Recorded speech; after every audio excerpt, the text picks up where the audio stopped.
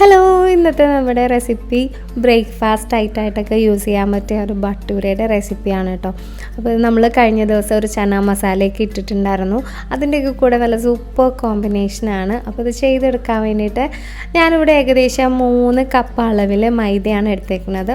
ഏകദേശം ഒരു 4 പേർക്കൊക്കെ ലാവിഷായിട്ട് കഴിക്കാൻ പറ്റിയ അത്രയും ഭട്ടൂര കിട്ടൂട്ടെ ഈ 3 കപ്പ് അളവിൽ ചെയ്തെടുത്ത് കഴിഞ്ഞ് കഴിഞ്ഞാൽ. അപ്പോൾ നമ്മൾ അതിലേക്ക് ഒരു 1/2 ടീസ്പൂൺ അളവിൽ സോഡാപ്പൊടിയാണ് ചേർക്കുന്നത്. പിന്നെ ആവശ്യത്തിനുള്ള ഉപ്പ്. അപ്പോൾ ഇത്രയും ഡ്രൈ ഇൻഗ്രീഡിയൻസ് ഒക്കെ ഞാൻ ഇതിലേക്ക് ഇട്ടിട്ട് ഒന്ന് റഫായിട്ടൊന്ന് മിക്സ് ചെയ്യുകയാണ്. വേറെ നല്ല സോഡാപ്പൊടിയും ഉപ്പും ഒക്കെ എല്ലായിടത്തും ഒരുപോലെ ഒന്ന് മിക്സായി കിട്ടാൻ വേണ്ടിയിട്ട് നന്നായിട്ടൊന്ന് മിക്സ് ചെയ്ത് കൊടുത്തിട്ടുണ്ട്.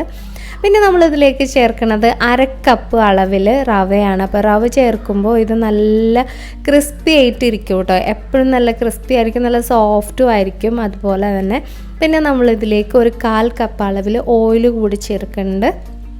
പിന്നെ ഇതിലേക്ക് നമ്മൾ ഒന്ന് പൊങ്ങി വരാൻ വേണ്ടിയിട്ട് ഈസ്റ്റ് ഒന്നും അല്ല ചേർക്കണത്, പകരം തൈര് ഉപയോഗിച്ചിട്ടാട്ടോ കുഴക്കണത്. അപ്പോൾ 1/2 കപ്പ് അളവിൽ തൈരാണ് ഞാനിവിടെ ഉപയോഗിച്ചേക്കണത്. നല്ല കട്ട തൈര്, അധികം പുളിയില്ലാത്ത നല്ല കട്ട തൈരാണ് ഉപയോഗിച്ചേക്കുന്നത്. അപ്പോൾ തൈരും കൂടി ചേർത്തിട്ട് നന്നായിട്ട് നമ്മൾ നല്ല സോഫ്റ്റ് ആയിട്ടുള്ള മാവ് കുഴച്ചെടുക്കുക. ആവശ്യമുണ്ടെന്നുണ്ടെങ്കിൽ കുറേശ്ശെ വെള്ളം ഒന്ന് തളിച്ചു കൊടുത്തിട്ട് നന്നായിട്ടൊന്ന് മിക്സ് ചെയ്ത് കുഴച്ചെടുത്തേക്കുക. കുഴച്ച് കഴിഞ്ഞിട്ട് നമ്മൾ ഏകദേശം ഒരു 3 മണിക്കൂർ നേരമെങ്കിലും റെസ്റ്റ് ചെയ്യാൻ വെക്കണം. കുറഞ്ഞത് 2 മണിക്കൂർ നന്നായിട്ട് പൊങ്ങി വരണം. അപ്പോൾ 2 മണിക്കൂർ കഴിഞ്ഞപ്പോൾ നന്നായിട്ട് മാവൊക്കെ നന്നായിട്ട് പൊങ്ങി വന്നിട്ടുണ്ട്. ഇനി നമുക്കിതൊന്നും കൂടെ ഒന്ന് കുഴച്ചൊന്ന് മയപ്പെടുത്തിയിട്ട് ചെറിയ ചെറിയ ബോൾസ് ആക്കാം. ഒരുപാട് ചെറുതായിട്ടല്ല, നമ്മൾ ചപ്പാത്തിക്കൊക്കെ ഇടുന്ന ബോൾസ് ആയിട്ടാണ് നമ്മൾ ഇത് ചെറുതാക്കി എടുക്കുന്നത്. അപ്പോൾ ഭട്ടൂര എന്ന് പറയുമ്പോൾ നമ്മൾ പൂരി പോലെയല്ല, ഒരുപാട് ചെറുതൊന്നുമല്ല, അത്യാവശ്യം വലിയ സൈസിലാണ് നമ്മളിത് പരത്തിയെടുക്കണത്. അപ്പോൾ ഇനി നമുക്കിത് പരത്തിയെടുക്കാം ഓരോന്നും. അപ്പോൾ പരത്തിയെടുക്കുന്നത് പൊടി മുക്കിയിട്ടല്ല കേട്ടോ, നമ്മളിത് ഇവിടെ പരത്തുന്നത് എണ്ണ ഒന്ന് ബ്രഷ് ചെയ്ത് കൊടുത്തിട്ടാണ് നമ്മളിതൊന്ന് പരത്തിയെടുക്കുന്നത്. അതുകൊണ്ട് തന്നെ മൈദ ആയതുകൊണ്ട് തന്നെ നമ്മൾ ഉദ്ദേശിക്കുന്ന വട്ടത്തിലേക്കും കറക്റ്റ് ഷേപ്പിലേക്കും ഒന്നും കിട്ടില്ല. കാരണം മൈദയല്ലേ, എപ്പോഴും നമ്മൾ പരത്തി കഴിയുമ്പോൾ അതിങ്ങനെ ചെറുതായി പോകും. അപ്പോൾ നിങ്ങൾക്ക് പറ്റുന്ന പോലെ, ചിലവർക്ക് ഓവൽ ഷേപ്പിലൊന്ന് പരത്തിയെടുക്കും, അങ്ങനെ ഓരോരുത്തർക്ക് പറ്റുന്ന പോലെ പരത്തിയെടുക്കുക. പിന്നെ നമ്മൾ ഓരോന്ന് പരത്തിയിട്ട് ഓരോന്ന് ചുട്ടെടുക്കുക, അങ്ങനെയാണ് ഇത് ചെയ്തെടുക്കുന്നത്.